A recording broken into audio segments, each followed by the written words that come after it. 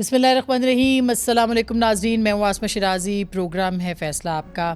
ہر روز ایک نیا دن ہوتا ہے. لوگوں کی وفاداریاں بدلنا, موسمی پرندوں کا اڑ جانا, یہ پاکستان کی سیاست میں کچھ نیا نہیں ہے. یہ پہلے بھی ہوتا رہا ہے. 2002 میں ہم نے دیکھا کہ نیب کے ذریعے سے دباؤ ڈال کے پاکستان پیپلز پارٹی کے کینڈیڈیٹس کو توڑا گیا اور پیٹریاٹ بنائی گئی. اور پھر اس کے بعد 2013 میں بھی ہم نے کچھ شواہد دیکھے. لیکن جو اصل ہم نے اپنی آنکھوں کے سامنے ایک تبدیلی پروجیکٹ کے اوپر لوگوں کو لایا, جس طرح سے گیا تھا 2018 میں پاکستان تحریک انصاف کا حصہ بنایا گیا تھا, وہ بھی ہم نے وٹنس کیا. بہت سارے لوگ, اور اس وقت عمران خان صاحب کہتے تھے کہ وکٹ گر گئی اور پی ایم ایل این کی وکٹ گر گئی یا پاکستان پیپلز پارٹی کی وکٹ گر گئی, مگر وہ تمام جو لوگ تھے ان کو اکٹھا کر کے ایک پروجیکٹ کے اندر, جسے کہ تبدیلی پروجیکٹ کا نام دیا جاتا ہے, اس کا حصہ بنایا گیا. آج ہم نے دیکھا کہ مختلف لوگ جو ہیں وہ پریس کانفرنسز کر رہے ہیں, وہ آ کے اعلان کر رہے ہیں لا تعلقی کا, علیحدگی کا تحریک انصاف کے ساتھ. کیا ان کے اوپر کوئی دباؤ ہے یا یہ وہی ریپیٹ ٹیلی کاسٹ ہے جو کہ چل رہی ہے؟ یہ ایک دائرے کا سفر ہے جس میں کہ ہم ایک آگے ایک اسی دائرے کے اندر جو ہے وہ بڑھ گئے ہیں, مگر ہیں دائرے میں ہی. یہ بہت اہم سوال ہے, کیا کیا کچھ ہوتا رہا ہے, کیونکہ بدقسمتی سے ہماری یادداشت بہت مختصر ہوتی ہے. اور پچھلے کچھ عرصے میں جس طرح سے ہماری یادداشت کے ساتھ, یعنی پاکستان کی قوم کی بحیثیت قوم جو ان کی یادداشت ہے, ان کے ساتھ جس طرح سے بیانیوں میں الجھا کے کھیلا گیا ہے, وہ بھی ایک اپنی جگہ پہ کہانی ہے. تو آج شیریں مزاری صاحبہ کی اگر پی ٹی آئی کی زبان بولی جائے تو وکٹ گری, اور اگر دیکھا جائے تو انہوں نے اپنے ریگریٹ بھی کیا کہ جو بھی ان کی بیٹی کے ساتھ, اور ظاہر ہے کہ ایک معاملہ ہوتا رہا, بہت سفر کیا ایمان مزاری نے, ڈاکٹر شیریں مزاری نے یہ کہا کہ ان کی جو ہیلتھ ہے اس کی وجہ سے وہ سیاست ہی چھوڑ رہی ہے. لیکن اس کے ساتھ ساتھ اور بھی بہت سے لوگ ہیں جنہوں نے سیاست اس لیے چھوڑی کیونکہ وہ شاید اس وقت دباؤ محسوس کر رہے ہیں, شاید جس طرح سے وہ لائے گئے تھے اسی طرح سے وہ واپس جا رہے ہیں. اس واپسی کو کیا نام دیں گے, یہ بہت اہم ہے. فیاض الحسن چوہان صاحب نے بھی آج پریس کانفرنس کی, اور وہ بھی بڑے وفادار مانے جاتے تھے عمران خان صاحب کے. انہوں نے کچھ ایسی باتیں کی ہیں جو کہ بہت اہم ہیں اور شاید تاریخ کا حصہ بن گئی ہیں. 9 مئی کے واقعات اور اس کے بعد عمران خان صاحب کا مذمت نہ کرنا, پارٹی کو ہدایات نہ دینا, وہ ایک نیا انکشاف بھی ہے, اور میرا خیال ہے ایک بہت بڑا جسے کہنا چاہیے اظہار بھی. کیا کہا ہے انہوں نے آج کی پریس کانفرنس میں, اس کے کچھ ان کے جملے ہم آپ کے سامنے رکھتے ہیں, پھر آپ خود فیصلہ کیجیے گا, لیکن ہم اس پہ بات بھی کریں گے. ذرا سنیے گا چوہان صاحب کیا فرما رہے ہیں. 14 کو زوم میٹنگ ہو رہی ہے جی. خان صاحب نے پہلی انسٹرکشن دی کہ جناب کسی نے ڈیفینسو موڈ میں نہیں جانا اور کوئی مذمت نہیں کرنی. 9 کی. دوسری جو سب سے خطرناک انسٹرکشن دی, جس پہ میرا کان کھڑے ہوئے, اور میں عاطف خان کو مخاطب کرتے ہوئے خان صاحب نے کہا, کل مولوی فضل الرحمان آ رہا ہے, آج ٹویٹ کرو سارے کہ ہم پورے پاکستان خصوصاً کے پی کے میں مولوی فضل الرحمان کے مدرسوں کے باہر مظاہرے کریں گے. بیرونی ایجنسیوں کا سب سے بڑا ایجنڈا جو تھا کہ ملک میں خانہ جنگی لے کر آؤ. یہ خانہ جنگی کون چاہتا تھا, کیوں چاہتا تھا, یہ تو اب آنے والا وقت ہی بتائے گا. لیکن 2018 سے پہلے 2011 سے جو ہمیں قرائن بتاتے ہیں کہ ایک آغاز ہوا تبدیلی پروجیکٹ کا, لوگوں کو لایا گیا, توڑا گیا, اس وقت کی اسٹیبلشمنٹس, بعد میں 2014 کا دھرنا, پھر انتخابات میں عمران خان صاحب کا آنا, ایک پورا نیکسس یا ایک پورا جسے کہنا چاہیے گٹھ جوڑ تھا جو کہ عدلیہ کا اور اسٹیبلشمنٹ کا تھا. اور اس کے بعد جس طرح سے تبدیلی پروجیکٹ لانچ کیا گیا وہ سب کے سامنے. اس پورے دور میں کچھ لوگ ایسے ہیں جن کی جو جیسے کہنا چاہیے گواہی, وہ بہت بڑی گواہی ہے, یا وہ تاریخ کے کٹہرے کی گواہی ہے. ان میں سے ہی ایک ہمارے بہت معزز, بہت ہی محترم جناب فواد حسن فواد صاحب بھی ہیں, جنہیں ہم نے آج دعوت دی اپنے پروگرام میں, اور وہ ہمارے ساتھ موجود ہیں. ان سے ہم یہ ساری باتیں پوچھیں گے کہ کون کون کہاں کیا کیا کردار ادا کرتا رہا, کیونکہ یہ اس دور کے وٹنس ہیں جس میں کہ یہ سارے کردار فٹ ان ہو رہے تھے, اپنی پوزیشنز سنبھال رہے تھے. تو بہت بہت شکریہ فواد صاحب, آپ تشریف لائے ہیں. اور ایک دفعہ پھر آپ کو مبارکباد. آشیانہ ہاؤسنگ اسکیم جو تھی اس کے اندر بھی آپ کو بریت ہوئی ہے. اور دوسرا یہ بھی بتائیں کہ یہ جو ایک طرح سے تبدیلی پروجیکٹ ہے, اس میں اب آج بہت سارے لوگ کہا جا رہا ہے دباؤ تھا, اور آپ پہ بھی بہت دباؤ تھا, آپ تو بیوروکریٹ تھے, پرنسپل سیکرٹری بھی سابق وزیر اعظم کے. لیکن کیا یہ دباؤ واقعی اس لیے ہے کہ سیاسی وفاداریاں تبدیل کی جائیں, یا یہ تبدیلی پروجیکٹ کا وائنڈ اپ ہے؟ شکریہ آسما. بسم اللہ الرحمن الرحیم. نہیں, میرا یہ خیال ہے کہ کچھ جوہری فرق ہے جو 2018 کی صورتحال تھی اور جو آج کی صورتحال ہے, اس میں کچھ جوہری فرق موجود ہے, اور یہ بڑا امپورٹنٹ ہے کہ اس فرق کو رجسٹر بھی کیا جائے اور لوگوں کو بھی سمجھایا جائے کہ دونوں میں کیا فرق ہے. جہاں تک تو یہ بات ہے کہ جی 2018 میں جو کچھ ہوا اور ہم لوگوں کو جو اس وقت اس گرداب کا نشانہ بنے اور اس عطاب کا نشانہ بنے, ان پہ دباؤ تو تھا. میں نے یہ بات آن ریکارڈ کہی ہوئی ہے کہ مجھے پہلے دن جس دن نیب کی حراست میں میرے سامنے وارنٹ رکھے گئے تو ساتھ ہی میرے سامنے ایک 1.5 صفحے کا بیان رکھا گیا اور کہا گیا جی کہ ہم نے ابھی تک یہ ٹی وی پہ خبر تو چل گئی ہے لیکن ہم نے نیب نے کنفرم نہیں کیا کہ آپ کو حراست میں لے لیا ہے, آپ اس پہ دستخط کریں اور چلے جائیں.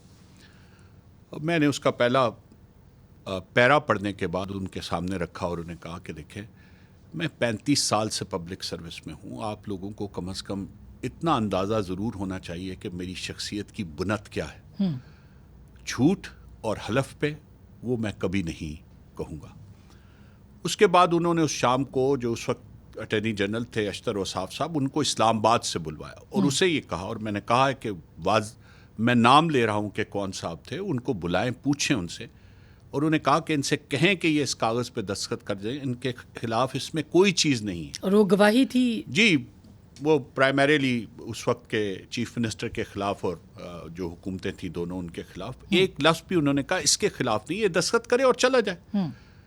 یہ اگر نہیں کرے گا تو پھر یہ 20 سال یہی رہے گا. یہ الفاظ تھے.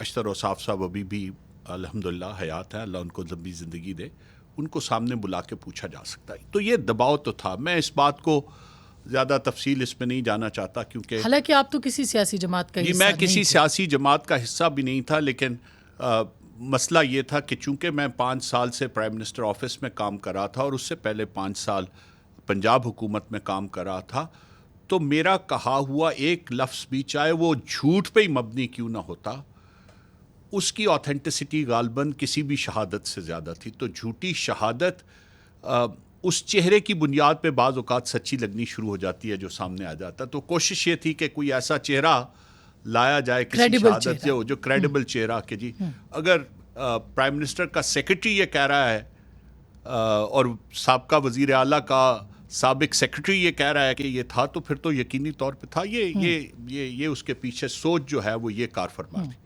بہرحال الحمدللہ اللہ نے اتنی استقامت دی, یہ اللہ حوصلہ دیتا ہے.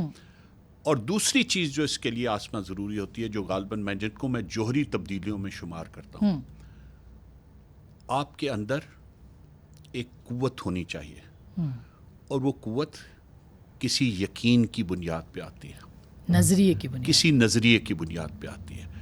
وہ اس یقین کی بنیاد پہ آتی ہے جب آپ کو یہ معلوم ہو کہ میں کسی ایسے کھیل کا حصہ نہیں رہا جس کی شہادت مجھ سے لی جا رہی ہے, تو پھر آپ یہ کہہ سکتے ہیں کہ چاہے جو بھی ہو جائے میں اس کا حصہ نہیں بنوں گا. اب بھی اگر میں پہلے نہیں تھا تو اب بھی نہیں بنوں گا. تو یہ 2017 کا 18 کا دور ہے, یہ 2018 کا دور ہے, اور جب کہ تبدیلی پروجیکٹ اپنے جسے کہنا چاہیے بام عروج پہ لایا جا رہا جی, وہ تو سلسلہ اس سے کچھ ماہ سے پہلے سے شروع ہو. دیکھیں اگر اس کی پوری تاریخ بیان کی جائے گی تو شاید یہ پروگرام میں اتنا وقت نہ ہو.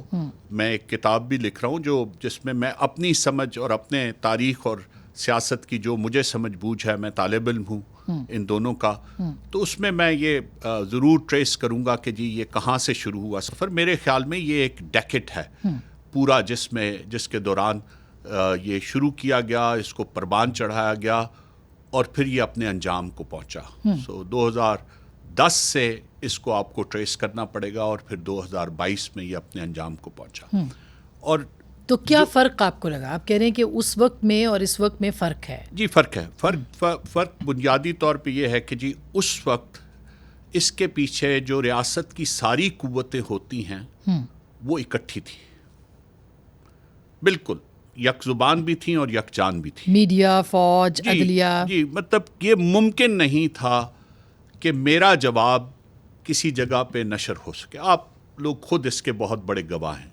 یہ ممکن نہیں تھا کہ میں تحریر میں بھی اگر کچھ دوں اور یقین مانیں مطلب ہم تو ان لوگوں میں تھے، سول سرونٹس کا یہ کام ہی نہیں ہوتا کہ وہ میڈیا میں جا کے، اور ہم لوگوں نے تو پوری عمر اپنی، اب تو میں دیکھتا ہوں کہ سول سرونٹس ٹویٹس بھی کرے ہوتے ہیں اور شاید اچھا کریں تاکہ ان کا جو سائیڈ آف سٹوری ہے وہ بھی ریکارڈ کا حصہ بن رہی ہے. ہم لوگ تو یہ کبھی سوچتے بھی نہیں تھے کہ یہ ہمارا کام ہے کہ ہم کسی چیز کی، کسی جھوٹ کی نفی کریں. ہمارے کیا خیال میں یہ چیزیں حکومتوں اور سیاستوں کا حصہ ہوتی تھیں اور اسی طرف سے جواب جانا اور آنا چاہیے تھا. بہرحال جو جوہری فرق ہے میں جس کو سمجھتا ہوں، اس میں سے پہلا فرق تو یہ ہے کہ جی اس طرح کا اکٹھ نہیں ہے. ہمارا بنیادی میں بات آپ کو بتا دیتا ہوں. میرے جس دن مجھے گرفتار کیا گیا اس سے پہلے مجھے 4 نوٹس آئے تھے. میں نے کسی نوٹس سے ایبسٹین نہیں کیا.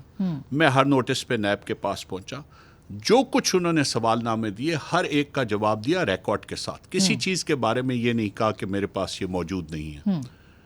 اس کے باوجود جس دن میں چوتھی پیشی پہ تھا تو وہاں پہ بلا کے جب میں اندر بیٹھا ہوا تھا تو انہوں نے فیکس پہ ایک وارنٹ آف اریسٹ میرے سامنے رکھا، جو انہیں اس وقت فیکس پہ، اس کی اوریجنل کاپی ان کے پاس موجود نہیں تھی، اور پھر یہ دھمکی دی کہ جی یا آپ یہ کر دیں اور یا آپ گرفتار ہو جائیں.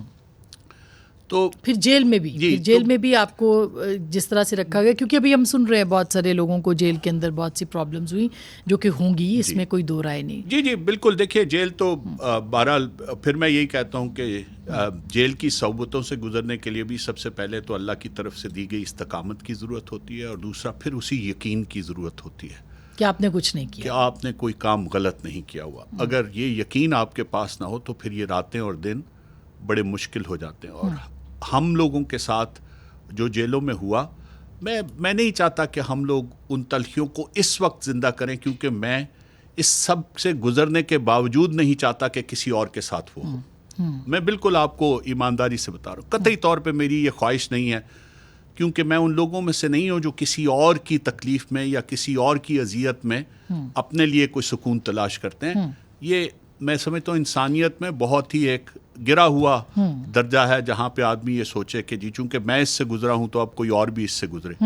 لیکن قانون کے مطابق اور قاعدے کے مطابق ہم لوگوں کو تو جب ہم نیب کو ایک دن بھی ایبسٹین کرنا تو دور کی بات ہے، اس وقت تو یہ سوچا بھی نہیں جا سکتا تھا کہ اگر نوٹس میں یہ کہا گیا ہے کہ کل 12 بجے آپ نے جواب دینا ہے تو آپ 1 بجے جواب دے سکتے ہیں. 12 بجے سے پہلے آپ کو جواب، اگر یہ ہے کہ جی صبح 6 بجے آنا ہے تو آپ کو 6 بجے وہاں پہ پہنچنا پڑتا ہے. آپ کو لگتا ہے کہ اس وقت زیادتی ہو رہی ہے لوگوں کو جو 9 مئی کے بعد جو گرفتاریاں ہو رہی ہیں، یا یہ آپ کہہ رہے ہیں یہی وہ جوہری تبدیلی ہے؟ میں دیکھیں نہیں، دوسرا جو جوہری فرق ہے نا وہ یہ ہے کہ اس وقت جو باہمی اختلاف تھا وہ تو اداروں میں موجود تھا، حکومت کا اور اداروں کا اختلاف موجود تھا، لیکن جو بیانیہ تھا اس میں زمین اور آسمان کا فرق ہے. ٹھیک ہے اس وقت کے بھی معزول جو وزیر اعظم تھے وہ ایک اپنی کیمپین چلا رہے تھے، لیکن اس کیمپین میں جو ان کا نیریٹو تھا وہ ایک خاص حد سے آگے نہیں جاتا تھا. دیکھیے بات یہ ہے، میں کسی بھی تکلیف سے گزرا ہوں، میرے ساتھ اور بہت سے لوگ اور آج بھی لوگ تکلیف سے گزرے ہوں گے، یقینی طور پہ گزر رہے ہیں. ہم لوگوں کو کچھ افراد سے اختلاف ہو سکتا ہے، ہم لوگوں کو یہ بھی ہو سکتا ہے کہ ہمیں معلوم ہو کہ جی فلاں شخص جو ہے اس کی وجہ سے یہ مجھ سے ہو رہا ہے، لیکن آپ کو ایک ادارے سے اس کے اوپر اس کی الزام دہی رکھنا اور لوگوں کو انسائٹ کرنا کسی ایک ادارے کے خلاف، اور وہ بھی اگر ادارہ کوئی قومی سلامتی کا ادارہ ہو جس پہ اس طرح کی صورتحال آپ لے آئیں کہ دنیا بھر میں جو آپ کے جو دشمن ہیں ان کی خوشی جو ہے وہ چھپائے نہ چھپے، جو کہ بھی نظر بھی آ رہی ہے، تو جو اب آپ کو ہر جگہ سے نظر آ رہی ہے، تو پھر تو وہ لازمی بات ہے اس کی. تو دوسرا جو فرق تھا 18 میں اور آج میں وہ یہ تھا کہ اختلاف تھا، پروجیکٹ بھی لانچ ہوا تھا اور معلوم بھی تھا. یہ نہیں ہے کہ جو حکومت تھی اس کو نہیں پتا تھا یا جو لوگ حکومت کے ساتھ کام نہیں کر رہے تھے ان کو نہیں پتا تھا. اس سے کئی ماہ پہلے ایک 35 نیشنل اور پروونشل اسمبلیز کے ممبرز کی لسٹ وزیر اعظم کے سامنے رکھی گئی تھی کہ جی یہ وہ لوگ ہیں جو اگلے الیکشن میں آپ کے ساتھ نہیں ہوں گے. یہ سابق وزیر اعظم کے سامنے، شاہد خاقان عباس صاحب کے سامنے، کہ یہ لوگ آپ کے سامنے اندر نہیں ہوں گے. حالانکہ اس وقت وہ پی ایم ایل این کا حصہ تھے اور انہوں نے کہیں اعلان نہیں کیا تھا، کوئی ایسی چیز نہیں کی تھی. اور کوئی ایسی انڈیکیشن ظاہر نہیں کی تھی، لیکن ان کو بتایا گیا تھا جی کہ یہ لوگ آپ کا حصہ نہیں ہوں گے. وزیر اعظم نے بلکہ اس پہ حیرانگی کا اظہار کیا اور کہا کہ نہیں، یہ رپورٹ غلط ہے، یہ درست نہیں ہے، یہ ایسی بات نہیں ہے. ان میں سے کچھ لوگوں کو میں ذاتی طور سے 30 سال سے وہ میرے ساتھ اسمبلی کا حصہ ہے. میں شاید خاقان عباس صاحب کی بات کروں، آپ تصدیق کر سکتے ہیں ان سے. آپ یقین مانیں آسما، ان میں سے 34 لوگ 35 میں سے چھوڑ گئے، اڑ گئے. وہ پھر 2018 میں اس پی ایم ایل این کا کچھ آزاد ہو گئے. کسی 35 میں سے 34 نے چھوڑ دی پارٹی، جو آپ نے رپورٹ پیش کی پرائم منسٹر. جی، اس میں سے صرف ایک صاحب تھے جنہوں نے نہیں چھوڑی. اور نام جو لیں گے لوگوں ان کا کے جنہوں لیے نہیں نہیں چھوڑی ان کا ضرور لے دوں گا، اس لیے کہ وہ ریاض پیرزادہ صاحب تھے بہاولپور سے، انہوں نے نہیں چھوڑی. جن 34 لوگوں نے چھوڑی ان میں سے اکثریت انہی کی ہے جو آج بھی چھوڑے. اور ان پہ دباؤ تھا، جو آج بھی چھوڑے، اس وقت ان پہ دباؤ تھا کہ وہ آپ کی پارٹی کو خیر بات ہے. دیکھیے، میں یہ سمجھتا ہوں کہ جی 2018 میں تو دباؤ تھا اور دباؤ کی شواہد بھی موجود تھے. 2018 میں یہ دباؤ موجود تھا اور اس میں کوئی چیز اس وقت کی حکومت نے یا سیاسی جماعت نے ایسی نہیں کی تھی جس سے وہ دباؤ کریٹ ہوا، ما سوائے اس اختلاف کے جو اسٹیبلشمنٹ کے ساتھ اور عدلیہ کے ساتھ چل رہا تھا. لیکن آج کچھ دباؤ خود ایک سیاسی جماعت نے اور اس کے قائدین نے اپنے لیے کریٹ کیا ہے. جو 9 مئی کے واقعات ہیں وہ کوئی چھوٹے موٹے واقعات نہیں ہیں. بہت سے لوگ ان کا بوجھ نہیں اٹھانا چاہتے، اور یہ میں آپ کو بات اس لیے کہہ رہا ہوں کہ میری کچھ لوگوں سے بات ہوئی ہے. وہ لوگ اس عمل کا حصہ نہیں، وہ یہ بھی سمجھتے ہیں کہ ان سے نہ تو اس سلسلے میں کوئی مشاورت کی گئی اور انہوں نے دبے لفظوں، ان کے کہنے کے مطابق کہ سچ کا بوجھ ان پہ ہے، انہوں نے یہ کہا بھی تھا کہ ہمارا یہ جو نیریٹو ہے یہ ہمیں کسی تباہی کے رستے پہ لے جایا جائے گا، اس نیریٹو کو ری فریم کریں. لیکن ان کی بات نہیں سنی گئی. تو اس وقت تو حکومت کا کوئی ایسا نیریٹو نہیں تھا. تو یہ جو 9 مئی کا بوجھ ہے یہ کوئی، دیکھیں میں تو اب نہ کسی سیاسی جماعت کا حصہ ہوں اور نہ کسی پولیٹیکل، ایک پاکستانی کی حیثیت سے مجھے آپ یقین مانیں اس کا بہت دکھ ہے. بالکل جو کچھ ہوا ہے یہ کوئی ایسی چیز نہیں ہے جو اتنی آسانی سے ہمارے ذہنوں سے کھرچی جا سکے. اس کو 9/11 کہا جا رہا ہے پاکستان کے لیے. جی، اور اس سے بہت کم. اور آپ کو پتہ ہے کہ جب 9/11 ہوا تھا تو اس کے بعد وہاں کی ریاست کا رویہ کیا تھا، اس کے بعد وہاں کی کون سی قانون سازی ہوئی. اس قانون سازی کی زد میں بعض چیزیں جو کبھی سوچی نہیں جا سکتی تھی، جب امریکی آئین کی کچھ ایسی قدغنیں ان کے سامنے آئیں تو پھر گوانٹانامو بے بنا.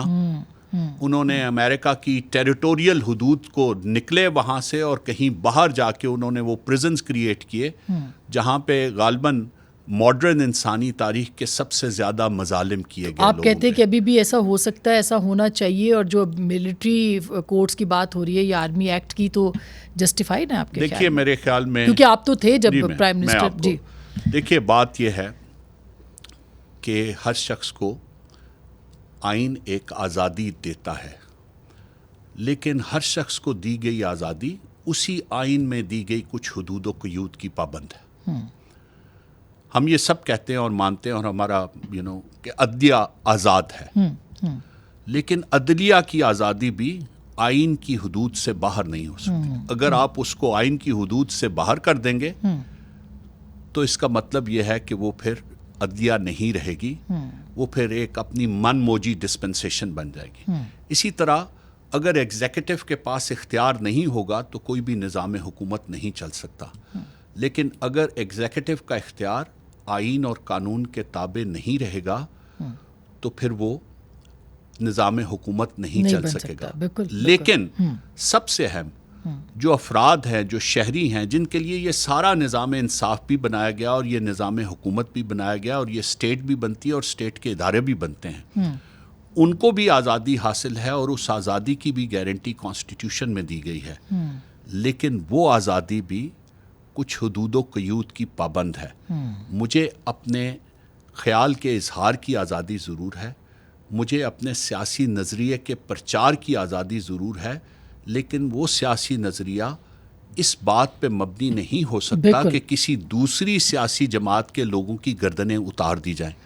وہ نظریہ اس بنیاد پہ قائم نہیں ہو سکتا کہ کسی خدا نخواستہ کسی خاص فرقے کی یا کسی ادارے سے منسلک لوگوں کو ایک بحثیت مجموعی مجرم قرار دے دیا جائے. بالکل. یہ چونکہ بیانیے کی جنگ ہے جی. یہ ساری, تو اس کے اوپر میں نے بات کرنی ہے, بریک بھی ایک ہے, مگر یہ فواد صاحب جاننا بہت ضروری ہے کہ ایک بیانیہ آیا تھا, پھر بیچ میں حقیقی آزادی کا بھی ہوا, اور پھر آپ نے دیکھا کہ رجیم چینج ہوا. پھر پچھلے انٹرویو میں آپ سے یہ سوال پوچھ رہی تھی اور شاید اس کا جواب رہ گیا, وہ میں ابھی بریک سے فوراً پہلے شروع کر دیتی ہوں, پھر میں کنٹینیو بھی کروں گی. کیا پچھلی حکومت کا جانا جو تھا یا نواز شریف صاحب کا, وہ بھی ایک رجیم چینج منصوبے کا حصہ تھا جس کا سی پیک ایک بہت بڑی وجہ تھی؟ جی بالکل تھی. یہ تو مطلب کوئی ایسی چیز, اور اب آج جو کچھ بھی ہو رہا ہے اور پچھلے 5 برس میں 2018 سے لے کے 2023 تک جو کچھ بھی ہوا, وہ اس بات کی سب سے بڑی شہادت ہے کہ رجیم چینج کا منصوبہ تھا, اس پہ عمل درآمد ہوا, کامیابی سے ہوا, اور اس کی سب سے بڑی وجہ, اور میں یہ آج نہیں کہتا, میں یہ تب سے کہہ رہا ہوں, وہ سی پیک تھا. اور سی پیک کے ساتھ جو سلوک ہوا اس کے بعد سے لے کے آج تک, چلے 18 کو بھی چھوڑ دیں, جو 18 کا لیڈ اپ تھا, آپ ذرا 2014 سے لے کے 2018 کے ان تمام بیانات پہ غور کریں اور یہ دیکھیں کہ آپ کا جو سب سے بڑا فورن انویسٹر اور سب سے بڑا جو فورن کریڈیٹر تھا, اس کے بارے میں ایک ایسی party which was potentially a possible candidate to the government, to the federal government, وہ زبان کیا استعمال کر رہی تھی, کس قسم کے بے بنیاد الزامات لگائے جا رہے تھے, اور ان الزامات کو بار بار دہرا کے تسکین کس کو دی جا رہی تھی. دیکھیں, فورن انویسٹمنٹ کا جو سینٹیمنٹ ہوتا ہے یہ بہت ہی نازک ہوتا ہے, اور یہ وہ چیز ہے جو آج ہمیں سمجھنی چاہیے. آج ہم کہتے ہیں کہ جی پاکستان میں ایف ٹی آئی کیوں نہیں آ رہی, اس کی بہت سی وجوہات ہوں گی, ہماری اوور آل اکنامک ہیلتھ بھی وجہ ہوگی, لیکن جو کچھ ہم نے اپنے فورن انویسٹرز کے ساتھ کیا ہے وہ بھی اس کی بہت بڑی وجہ ہے. اور اس میں دھرنا بھی آتا ہے, اس میں پھر عدلیہ کا کردار بھی آتا ہے. میں ایک بریک لے لوں, یہ اتنی انٹرسٹنگ گفتگو ہے, اور فواد صاحب سے ہم جب بھی بات کرتے ہیں تو سیکھنے کو بہت کچھ ملتا ہے, اور ظاہر ہے کہ ان کی جو کریڈیبلٹی ہے وہی ان کا سب سے بڑا سرمایہ بھی ہے. ہم اس کا فائدہ ناظرین تک پہنچانا چاہتے ہیں کہ پاکستان کے ساتھ ہوا کیا ہے. یہ پچھلے کچھ سالوں کی کہانی ہے جس میں پاکستان کو کہاں سے لا کے کہاں کھڑا کر دیا گیا ہے. بریک کے بعد عدلیہ کا کیا کردار تھا اس تبدیلی پروجیکٹ میں, اور کیا کیا دیکھا فواد صاحب نے, اس پہ بات کریں گے بریک کے بعد. ویلکم بیک ناظرین, ایک دفعہ پھر آپ کو خوش آمدید کہتے ہیں. بہت ضروری ہے کہ پاکستان کے عوام کو پتہ چلے کہ پاکستان کے ساتھ ہوا کیا ہے پچھلے کم از کم 10 سالوں میں, ایک دہائی میں. آپ بتائے تھے سی پیک جو تھا اس نے پاکستان کے لیے ایک واقعی گیم چینجر تھا. پھر 2014 کا دھرنا ہوتا ہے, اس دھرنے میں بھی کچھ واقعات ہوتے ہیں, پھر جنرل راحیل آتے ہیں اس کے اندر. تو یہ اس کا کچھ بتائیے کہ واقعی وہ اس کو روکنے کے لیے تھا سب کچھ. جی بالکل, میں تو مجھے تو اس میں بالکل کلیئرٹی ہے جی کہ جو سی پیک کا جب ہوا اور پاکستان اس طرف چلا تو یہ دو چیزیں بڑی کلیئر تھیں. ایک تو یہ کہ اگر ہم اس کو واقعتاً پوری آنیسٹی سے اور پوری جس کو کہتے ہیں سکسیسفلی امپلیمنٹ کر لیتے تو وہ پاکستان کو ان تمام گہرے غاروں میں سے جس میں آج ہم گرے ہوئے ہیں ہمیشہ کے لیے نکال دیتا. ایک چھوٹی سی بات صرف میں آپ کو بتاتا ہوں کہ 2017 اور 18 میں ایک ایسا سینٹیمنٹ تھا چائنیز انویسٹرز کا پاکستان کے بارے میں, اور اتنا ایک فیل گڈ فیکٹر تھا جس طرح سے پہلے 3-4 سالوں میں منصوبے لگے 2015 سے 18 میں, اور حکومت پوری طرح جس کو کہتے ہیں پورے فوکس کے ساتھ یہ کام کر رہی تھی. تو اتنا فیل گڈ فیکٹر تھا, اور یہ بات میں آن ریکارڈ کہہ رہا ہوں کہ $150 بلین کی private sector investment on line تھی اگر پاکستان میں کنٹینیوٹی رہتی. اور ہم 1 بلین کے لیے اس وقت رو رہے ہیں. اس وقت ہم 1 بلین کے لیے. اور فیل گڈ فیکٹر یہ تھا کہ چین کی ہر کمپنی یہ سوچتی تھی کہ جی ہمارا فرسٹ جو ڈیسٹینیشن آؤٹ سائڈ چائنا ہے وہ پاکستان ہے, بیکاز پاکستان نے ایک ایسا ایٹماسفیئر کریٹ. میں آسما میرا فرض ہے کہ میں یہ بھی ساتھ ساتھ بتاؤں کہ ہم نے سی پیک کے پوٹینشیل کا زیادہ سے زیادہ 20% حصہ اپنی پوری کوشش کے بعد اٹین کیا. کیوں نہیں پورا ہو سکا, اس میں بہت سی وجوہات ہیں, لیکن سب سے بڑی وجہ اس میں ہمارے بیوروکریٹک پروسیجرز ہیں جو اتنے کمبرسم ہیں کہ کام کرنے والا عطاب کا نشان بنتا ہے, اور کام کو روکنے والا جو ہے اس کے حصے میں سارے ثواب آتے ہیں. اس کو یہ سول اینڈ ملٹری دونوں بیوروکریسی کی آپ بات کریں. جی میں یہ کہہ رہا ہوں کہ سول بیوروکریسی میں تو یہ بات اپنے دیکھیں, ملٹری بیوروکریسی میں فرق یہ ہوتا ہے کہ ملٹری بیوروکریسی میں آرڈر جو ہے وہ فائنل ورڈ ہے. سو جتنی بھی ڈسکشن ہے وہ ڈسکشن کے ٹینیور میں پوری ہو جاتی ہے جب, but once the competent authority gives an order, پھر اس کے بعد کسی کے لیے ممکن نہیں ہے کہ اس کو. لیکن جیسے آپ کہہ رہے تھے کہ یہ سارے پروجیکٹس تھے اور ظاہر ہے کہ ایک روڈ میپ ہوگا, 22 میں یہ ہوگا, 23 میں ہوگا, یہ سارا اس کو ڈسمینٹل کرنا تھا آپ کے خیال میں. اور 2014 کا دھرنا, دیکھیں 2018 کی ایک میٹنگ میں یہ سوال اٹھا کہ جی پاکستان کی ڈیٹ کی سچویشن کیا ہے, قرضے کی سچویشن کیا ہے, اور وہ بڑی اہم میٹنگ تھی, سب لوگ ہی اس میں موجود تھے. تو پرائم منسٹر نے باقی سب لوگوں سے پوچھنے کے بعد مجھے بھی کہا, شاہد خاقان عباس صاحب نے, کہ آپ چونکہ 5 سال سے ہیں اور ان ایریاز کو ڈیل کرتے ہیں تو آپ کے خیال میں یہ کیا ہے. تو میں نے آن ریکارڈ سب کے سامنے یہ کہا کہ جی پاکستان کی پوزیشن ڈیٹ کی چیلنجنگ ہے. وی ول سی پرابلمز اراؤنڈ 2019, بٹ اگر ہم اس گروتھ پیراڈائم پہ چلتے رہے جو اس وقت ہم اٹین کر چکے ہیں, اور ہمارا گروتھ پیراڈائم یہ تھا کہ ہمیں ڈبل ڈیجٹ گروتھ میں جانا ہے بائی 2019 اینڈ 20, اور وہ ممکن تھا اگر کنٹینیوٹی رہتی. اگر یہ دیکھیں ایک ان نیچرل تبدیلی پروجیکٹ نہ, the transfer of power should have been done in a legitimate manner.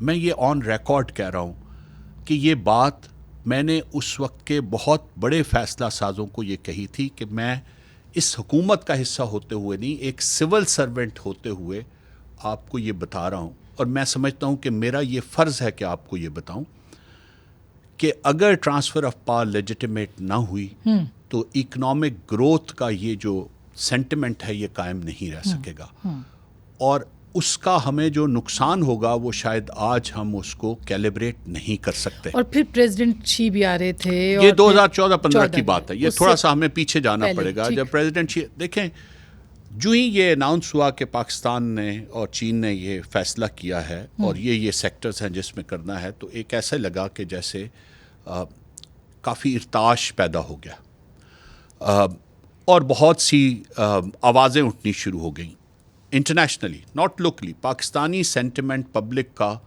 Across the board, چاہے اس کا کسی بھی پارٹی سے تعلق ہے اس شخص کا, وہ عام عوام کا, وہ پرو چائنا, کبھی بھی اینٹی چائنا نہیں رہا. اس کی بنیاد ذوالفقار علی بھٹو نے رکھی تھی اور اس کے بعد سے وہ ہمیشہ کنٹینیو کیا ہے وہ سینٹیمنٹ. کسی نے نہ اس کو تبدیل کرنے کی کوشش کی اور نہ وہ تبدیل ہوا. تو جو ہی یہ ارتعاش پیدا ہوا تو عجیب عجیب آوازیں آنی شروع ہو گئیں اور عجیب عجیب فسانے گھڑنے جانے لگے. مطلب ایسے بے بنیاد الزامات لگائے گئے.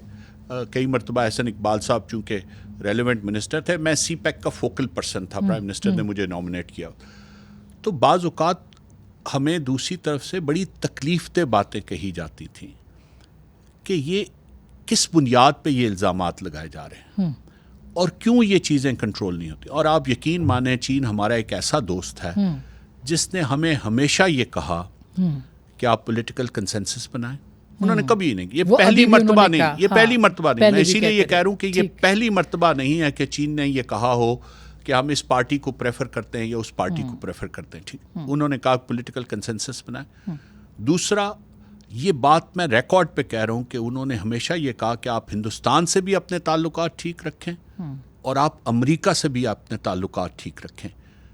چائنا اور امریکہ سے آپ کے تعلق اور کی بنیاد پہ نہیں ہونے چاہیے کہ یا چین یا امریکہ. ہم آپ کے اسٹریٹجک ایلائی ہیں. امریکہ ایک دنیا کی بہت بڑی قوت ہے, ویسے بھی ہونا چاہیے. سر میں بریک کرنی ہے, مگر بریک سے پہلے 30 اور 31 کی رات کو آپ پی ایم ہاؤس میں تھے.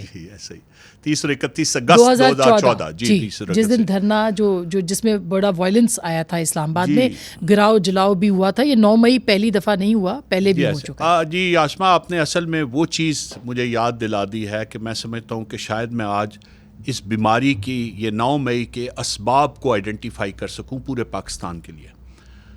دیکھیں, پرائم منسٹر ہاؤس میں ہم تھے اور میں بھی تھے, ملٹری سیکرٹری بھی تھے, اور دروازے پہ ہجوم پہنچ گیا جو آئرن کا فائنل گیٹ ہے, جس کے بعد پرائم منسٹر ہاؤس کے آفس اور پرائم منسٹر کی ریزیڈنس تک کوئی رکاوٹ نہیں, اس کے بعد کوئی بھی اندر جا سکتا. پی ایم ہاؤس کے دروازے پر پہنچ گئے. پی ایم ہاؤس ابھی ہم کور کمانڈر کا کہہ رہے ہیں تو پی ایم ہاؤس تو ہو چکا ہے پہلے. ٹھیک, جی بالکل. جو پارلیمنٹ اور اس کے درمیان والا جو دروازہ ہے جو ڈبل روڈ ہے اس کے اوپر لوگ پہنچ گئے اور باقاعدہ طور پہ, اور پولیس موجود تھی, سب لوگ موجود تھے.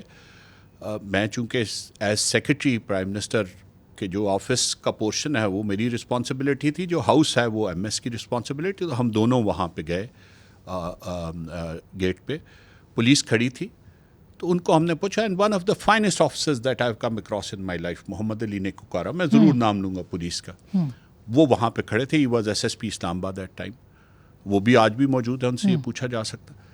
تو میں نے انہیں کہا کہ آپ تو مطلب یہ کوئی پہلی مرتبہ اس طرح کی سچویشن نہیں آئی, and this is prime minister house, یہ کسی کی ذاتی جائیداد نہیں ہے جس پہ کوئی حملہ آور ہے, کسی کا ذاتی گھر نہیں ہے, یہ پبلک پراپرٹی ہے.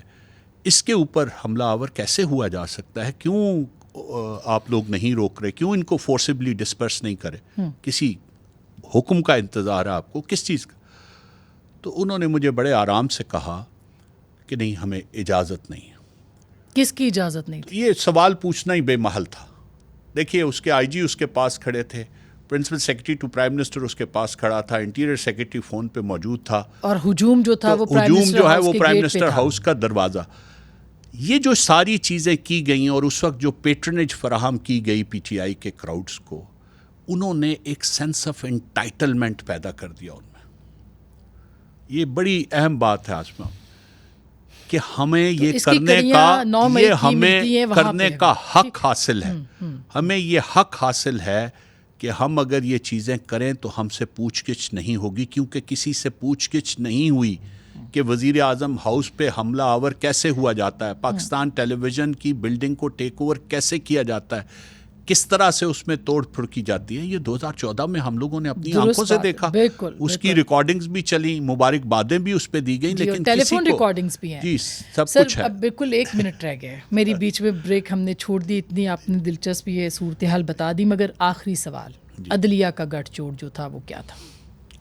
جی ہر طرح سے تھا. دیکھیں میں تو پہلے بھی کہہ چکا ہوں, پھر آپ کو دوبارہ, یہ پوری کوشش کی جا رہی تھی اور اس میں ہر طرح کا طور طریقہ آزمایا جاتا تھا.